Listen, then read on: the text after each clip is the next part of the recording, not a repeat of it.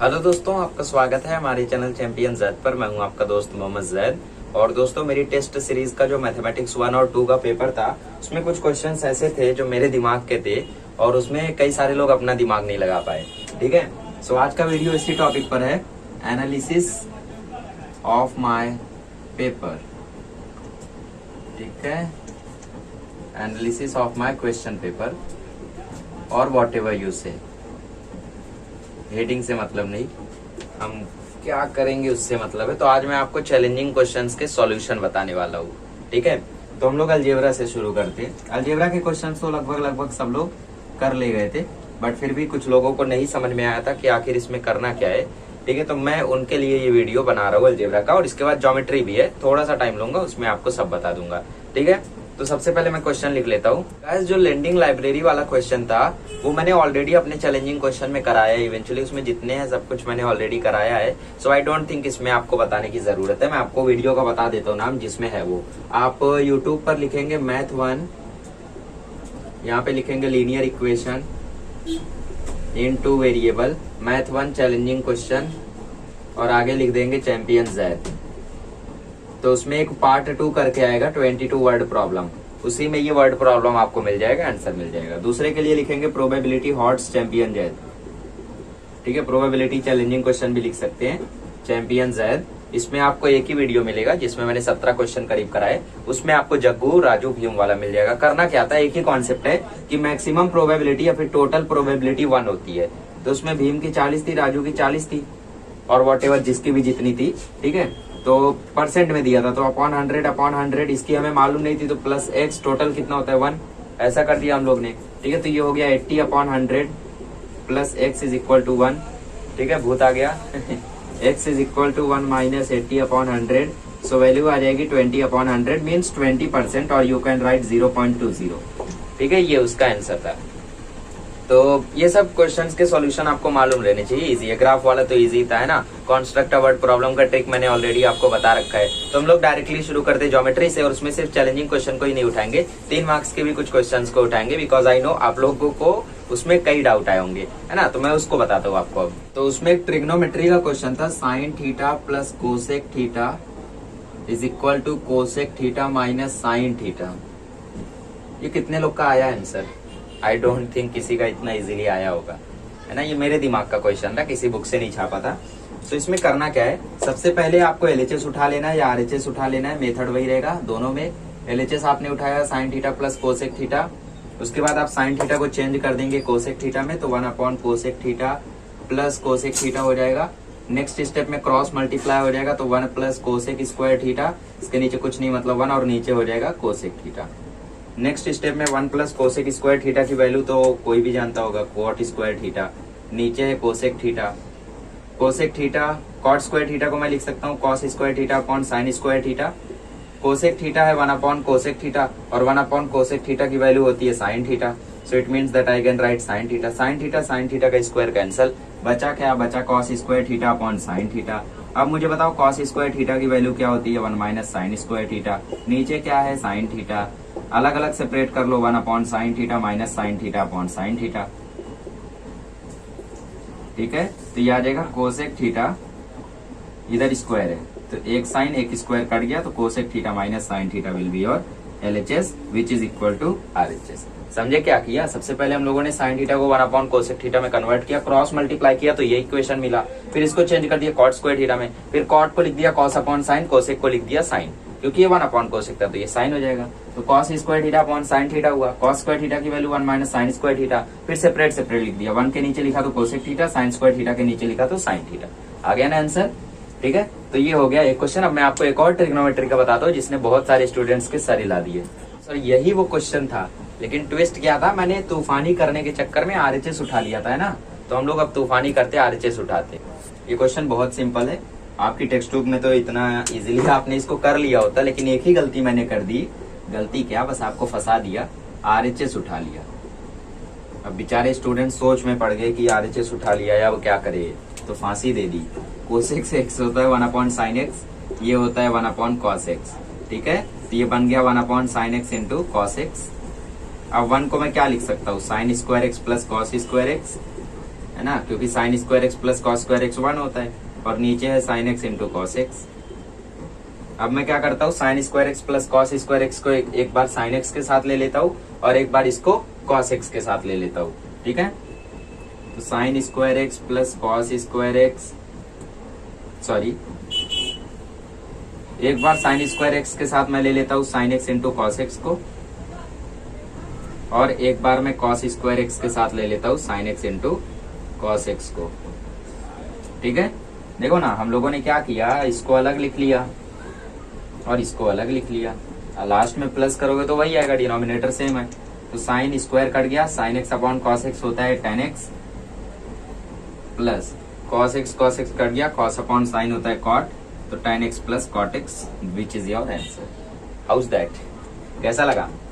चलो अब हम लोग करते हैं 4 मार्क्स वाला क्वेश्चन जिसमें सबकी एकदम जान निकल गई थी। यही वो क्वेश्चन है जिसने आपको हरा दिया था, आज हम आ गए हैं इसको हराने। फर्क ये है कि इस पे मार्क्स नहीं मिलेंगे, उस पे मार्क्स मिलने वाले थे। तो मैंने इस क्वेश्चन में एक गलती की थी, हाँ ऐसी भी गलती नहीं की थी कि आपका आंसर ना, एक गलती की थी, इन दोनों को कॉन्ग्रेंट बता दिया था। अगर इन दोनों को इक्वल मैंने नहीं बताया होता तो इसको कॉन्ग्रेंस ऑफ ट्राइंगल मेथड से हम नहीं कर पाते। इवेंचुअली ये चीज मैं करने वाला था फर्स्ट वाले चैलेंजिंग क्वेश्चन में, इसमें मैं दोनों ही सर्कल जहां से सब्सक्राइब हो रहा था इधर इधर मैं करने वाला था उसको, बट मैंने इसमें कर दिया। ठीक है, जिसकी वजह से ये क्वेश्चन थोड़ा इजी बन गया। मतलब 2 मेथड से कर सकते हैं हम लोग इसको, इधर एक और मेथड है, ठीक है, वो बेटर है। दोनों मेथड में बताता हूँ आपको। मेथड 1, हमें क्या प्रूव करना है, triangle BFC is a isosceles. Isosceles का मतलब क्या है कि BF जो है वो FC के इक्वल होना चाहिए, करेक्ट, मतलब ये इसके इक्वल होना चाहिए। कैसे इक्वल होगा, सबसे पहले इन ट्राइंगल ABF जो एंगल A है वो है 90 डिग्री, तो पाइथागोरस थ्योरम लगाओगे तो BF square is equal to BA square plus AF square. ये बात हो गई, इक्वेशन 1 दे दो। अब in triangle FCD angle D है 90 डिग्री, पाइथागोरस लगाओगे तो ये हो जाएगा FC square is equal to FD square plus DC square. ठीक है, अब इसमें क्या बोले देखो, FC स्क्वायर और BF स्क्वायर इन्हें हमें इक्वल प्रूव करना है। ठीक है, तो FD हो गया, DC हो गया, BA हो गया, AF हो गया। तो यहाँ पे BA जो है वो CD के इक्वल है, कैसे, अपोजिट साइड से, है ना। AF भी FD के इक्वल मैंने बता ही दिया था, तो इजी हो गया।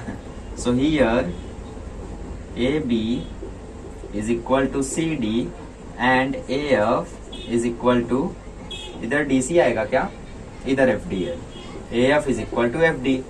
गिवन है, सॉरी एक ही गिवन है, एक आपको अपोजिट साइड्स ऑफ स्क्वायर लिखना है, अपोजिट साइड्स ऑफ स्क्वायर, और एक में आपको लिखना है गिवन ना, मैंने आपको बता दिया था जिसकी वजह से इजी हो गया। तो ये दोनों इक्वल है, तो ये दोनों भी इक्वल हो जाएंगे। तो BF square is equal to FC square, square root ले लो, तो BF is equal to FC, खत्म कहानी। Therefore triangle BFC is an isosceles triangle. इधर आपके पास अगर लास्ट ईयर की स्टडी आपकी ठीक ठाक है, अच्छी खासी है, तो आप इसमें कॉन्ग्रेंस ऑफ ट्राइंगल यूज करके 2 ट्राइंगल को इक्वल बता सकते हैं, है ना।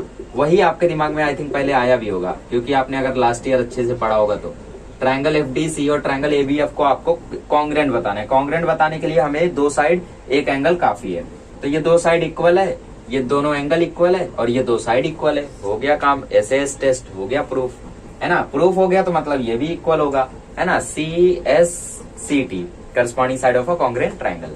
ये तो वैसे आप लोग कर सकते हैं, खैर जो भी आपको अच्छा लगा उस मेथड से करें। अब मैं आपको वो सर्कल वाला बताता हूँ और उसी के साथ हमारा ये वीडियो खत्म होगा।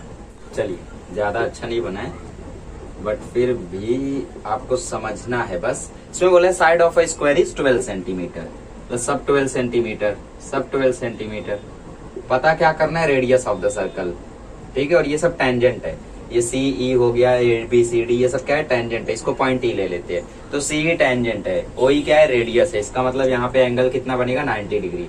तो करना क्या है हमें, बेसिकली हमें देखो, कुछ स्टूडेंट ने इसको कैसा किया था, यहाँ से एक लाइन खींची थी, स्क्वायर में कोई भी अंदर लाइन खींचो इक्वली होती है उसके साइड के, पता है। तो ये 12 सेंटीमीटर आया था, इसका आधा कर दिया, रेडियस निकल आया, ठीक है। लेकिन ये गलत बात है, देखो बेचारा इतना 4 मार्क्स का ये क्वेश्चन है, ठीक है, 4 मार्क्स का ये क्वेश्चन है, थोड़ी तो इज्जत दो। तुम 2 लाइन में इसको कर दे रहे हो, बेचारा रो रहा होगा।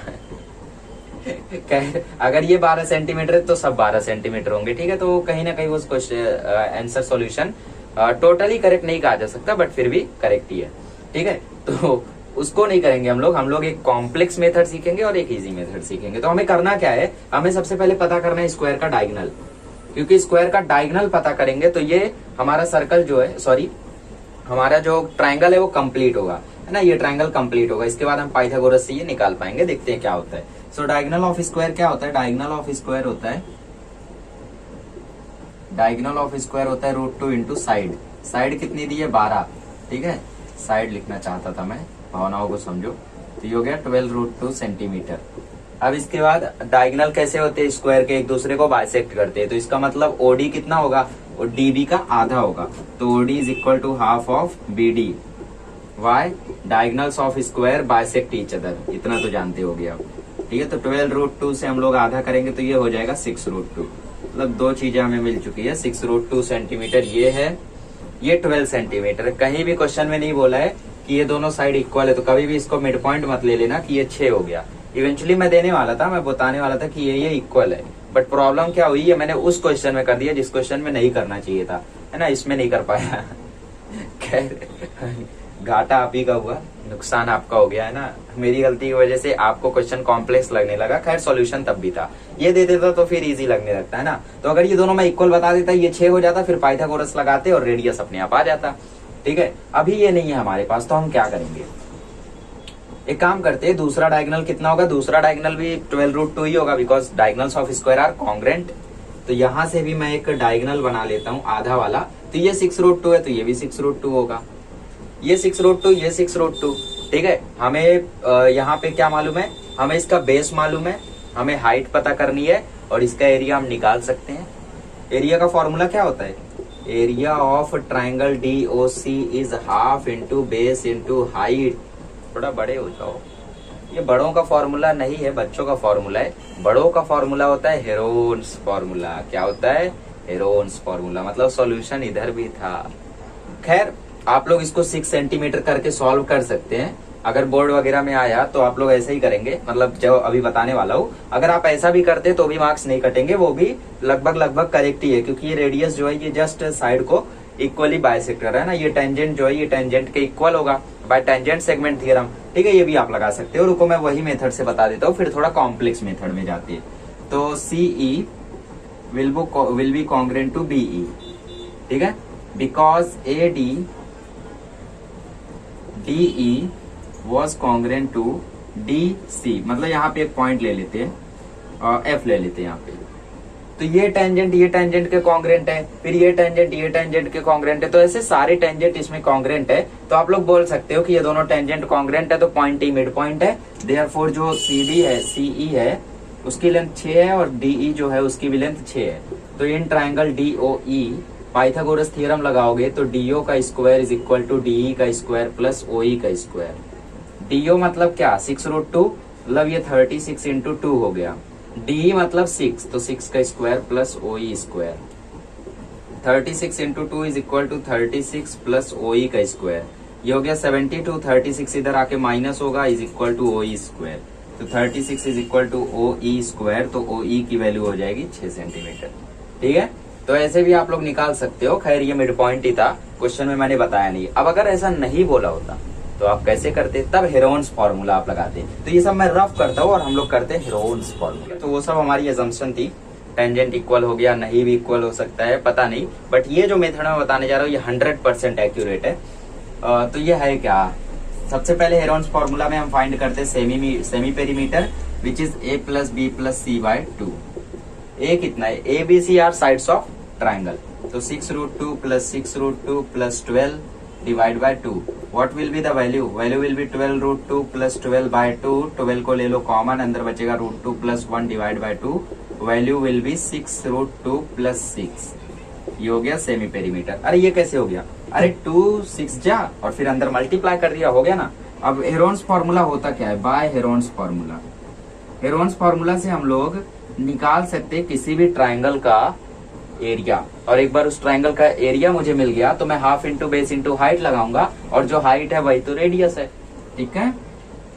तो फॉर्मूला क्या था, area of triangle DOC is equal to root of S minus A, S minus B, S minus C। Okay, S कितना है 6√2 प्लस 6, s माइनस ए कितना है 6√2, तो 6√2 प्लस 6 माइनस 6√2, इधर आ जाएगा 6√2 प्लस 6 माइनस 6√2, इधर आ जाएगा 6√2 प्लस 6 माइनस 12। मैं गिर ना जाऊं, इस रूट को बढ़ा देते हैं ठीक है। अब मैं इसको ऊपर कराता हूँ। बच्चों वाले क्वेश्चन मत पूछो ये कहाँ से आया, ये कैसे हो गया, फॉर्मूला है। Semi perimeter minus first side minus second side minus third side सबका मल्टीप्लाई, ठीक है। तो सबकी वैल्यू पुट की है बस, ठीक है। अब सॉल्व करते हैं, बहुत इजी है, कुछ ज्यादा हार्ड नहीं है। अभी देखो सब कैंसिल होने लगेगा। 6√2 प्लस 6 तो है, यहाँ पे क्या होगा 6√2 कट जाएगा बचा 6। यहाँ पे क्या होगा 6√2 कट जाएगा बचा 6। यहाँ पे क्या होगा 6 में से 12 जाएगा -6, तो 6√2 -6। अब 6√2 प्लस 6, 6√2 -6, मतलब a plus B a minus B. पहले इसको कर लो, ये हो गया 36। इसको अब साइड में रखो। 6√2 a है और 6 क्या है b, a plus B a minus B. a square मतलब 72 माइनस बी स्क्वायर मतलब -36, इसका मल्टीप्लाई। तो ये हो गया 36 इंटू 36, तो वैल्यू क्या आ जाएगी 36 इंटू 36, 36 है ना। इसका जो भी स्क्वायर होगा उसका रूट वही तो होगा। ऑटोमेटिक एक्सपोजर सेट हो गया था, सॉरी, ठीक है। तो 36 आ जाएगा। तो एरिया ऑफ ट्रायंगल DOC आ गया है 36। अब हमें क्या पता करना है, हमें इसकी हाइट पता करनी है, एरिया तो मालूम है, तो यूज कर लो बच्चों वाला फॉर्मूला।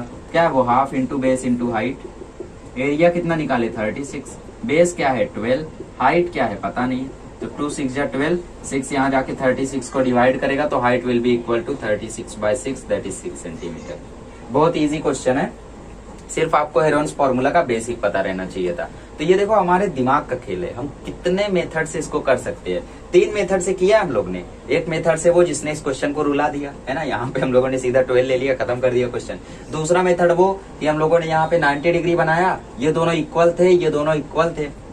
ऐसा क्वेश्चन में बोला था, मतलब यहाँ बोलना चाहिए था कि ए ऑफ FD के इक्वल है, मैंने बताया नहीं आपको, मैंने बताया नहीं, इसलिए लंबा मेथड करेक्ट था। खैर आपने अगर उस मेथड से भी किया तो मैंने मार्क्स दिए, ठीक है। तो ये दोनों अगर इक्वल था, ये दोनों इक्वल था, तो ये कितना हो गया 6। अब पाइथागोरस लगा के आपने निकाल लिया। एग्जाम में अगर ये दोनों इक्वल नहीं आया तो आप हेरोन्स फॉर्मूला यूज करके एरिया निकालोगे, बेस दिया है, हाइट आ जाएगी, है ना। कितना इजी मेथड है देखो। तो ये देखो हम लोग कितने एंगल से सोच सकते हैं वो मैटर करता है, ठीक है। अपना प्रेजेंस ऑफ माइंड बेटर रखो, चैलेंजिंग क्वेश्चंस को जरूर सॉल्व कर पाओगे। जल्दी मैं मैथमेटिक्स 2 के चैलेंजिंग क्वेश्चन के ऊपर पूरी सीरीज बनाने वाला हूँ, और साथ ही में जो उसका एक 1 शॉट बचा रह गया, दैट इज पाइथागोरस थ्योरम का है, बट उसको दोबारा से अपलोड करने की जरूरत है, तो वो भी मैं आपके लिए लेकर आऊंगा।